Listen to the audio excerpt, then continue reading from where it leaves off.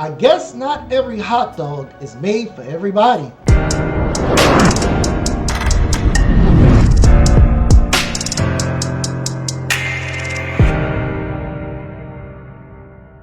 Hey everybody, welcome to the temple. My name is Monk Luigi, and thank you all for tuning in. As you can see by the thumbnail, I guess the Pride Parade in New York City wasn't all eventful. But before we go into that article, if you could, please like, share, subscribe, and hit that notification button. We're truly honored, still trying to go ahead and get more subscribers, still trying to build up this channel, and hopefully you enjoy or learn from this content that I'm jumping right into. Now, let's go ahead and switch it on over to the articles. Now, all of the stuff that I'm showing you here is going to be in the description box, so you can go ahead and take a look at that. But from Andy NGO, there was a tweet given out about some things that occurred at the Pride Parade. An Egyptian food cart operator was beaten by the Pride marchers in New York City. Says he feared he was going to die. Now, I'm putting up the tweet and up here so that way I can show the reference here. But this was the article that leads into it. This was posted by the post-millennial. Egyptian migrant beaten by Pride Parade attendees thought he was going to die. When I saw the blood in my cap and I was bleeding from my nose, I thought I was going to bleed to death, the vendor said. So here's a few photos here in this article showing the gentleman who is 66 years old trying to run the vendor, and this is the scene of a few of the attendees that attempted to attack him. 65-year-old Egyptian immigrant Nadar Hassini came out of retirement from being a street vendor back on Sunday to help a friend of his son. The food cart worker was severely beaten at some time before 11 p.m. Sunday evening on the grounds of an accusation by a Pride Parade crowd that he made a hateful slur, according to the New York Post. He states, "I would never do that. I don't have a problem with them. I know it was their parade. It was their day. They came out to have fun and enjoy themselves," Hassini said. Now, there's a video here. I don't want to play it, but I did look at the video. As you can see, there's a lot of things that happened in this event, happened and occurred. I don't want to play this one because I don't think it has that much details, even though this is longer. There is another video I will be playing on the other article that I think everyone should take a look at. Hassani explained to the Post that what happened that night was that a woman yanked an American flag off of his cart and demanded a pride flag be flown instead. He told the woman not to do that to his cart. His friend said the same. The woman seemingly didn't like the response and assaulted the food vendor, throwing hot sauce at him and then becoming more violent. He left Nadir with blood on his face, a damaged lip, and cuts on his head. "I have a broken nose. They say I might need surgery," Hassani said. "When I saw the blood in my cap and I was bleeding from my nose, I thought I was going to bleed to death." The Egyptian immigrant said he was scared that so many people were coming at him all at once. While 8 people were arrested for their behaviors that night with regards to police-related instructions, the Post says nobody as of yet has been arrested for the assault against the food vendor. And that ends the words in this article. It's a nice little short one. The next article here has a little bit more details. I'm scrolling up so that way you can see the article from the Daily Mail and what they led with. This one has a lot more details and it's a lot more graphic. So warning, warning, warning. There's a lot of content in here. There's a lot of content in here. Now, from what they're saying, from the Pride Parade perspective, Nadir said some hateful speaks. But from his perspective, he said that there was actually a different story. So I'm not going to read this one here. As you already know, they had the celebration. Their accusation was that, hey, he went ahead and said some hateful speech. But the son actually came out with a post of his own. I'm scrolling slowly so you can see the photos of the event that occurred. But his son, right here, Soha Ahmad, stated this.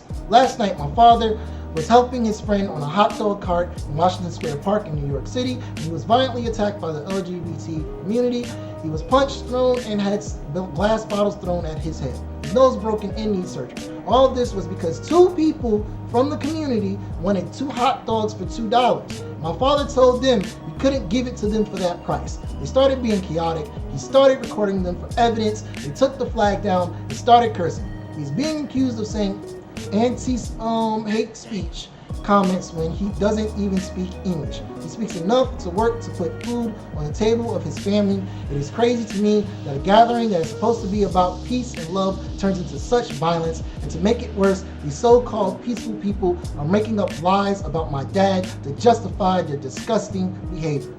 And then he put in quotes, violence. And he wanted that to be shared across to everyone here. I'm trying to scroll slowly so you can see it, you can read it for yourself. And again, all of this stuff is in the description box. But I want to also get to the video so that way I can see it. It's a lot shorter, but it has a lot more details. Now, I'm not going to have the sound played because I don't want YouTube to strike it down.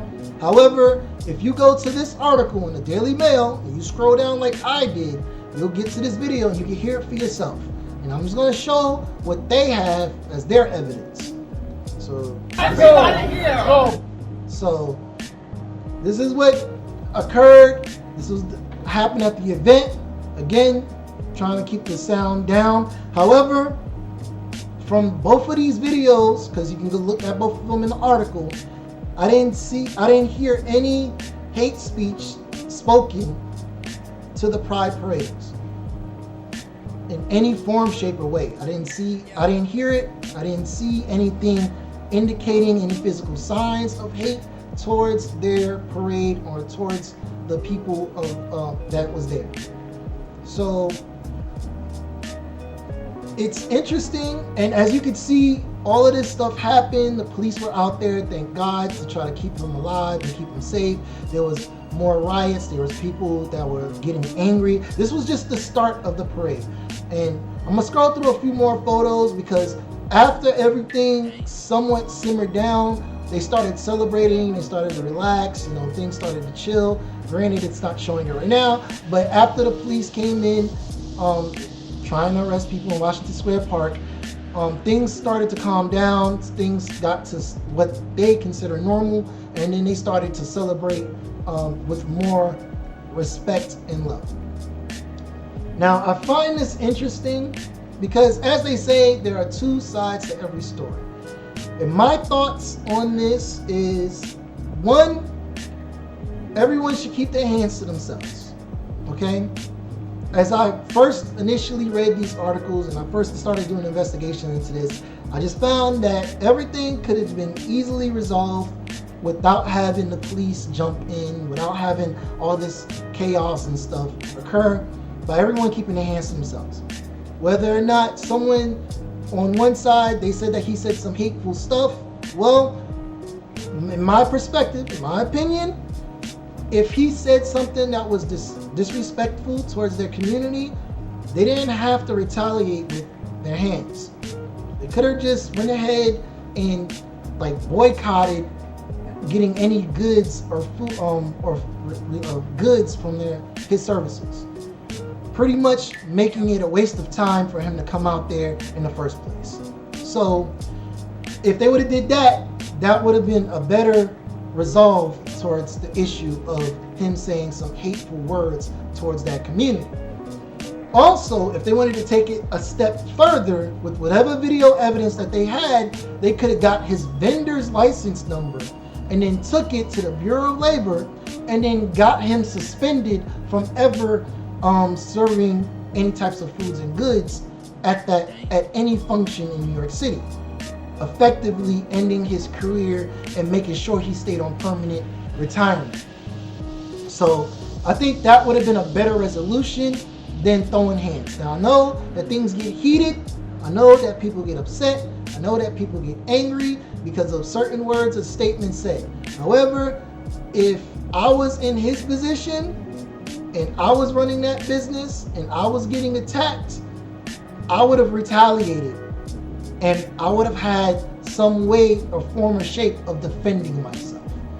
So those 8 people that got locked up but not arrested for the charge of hurting him, sadly, those 8 people would have went to the hospital first. And you know what? He wouldn't have been wrong for doing so. When you put your hands on someone else, then you open yourself up for a return attack. Now, I'm not advocating anyone attacking anyone at all. If the conversation ever gets to a point where you can't use your words anymore, then you need to walk away from the conversation. There is no more words to be spoken.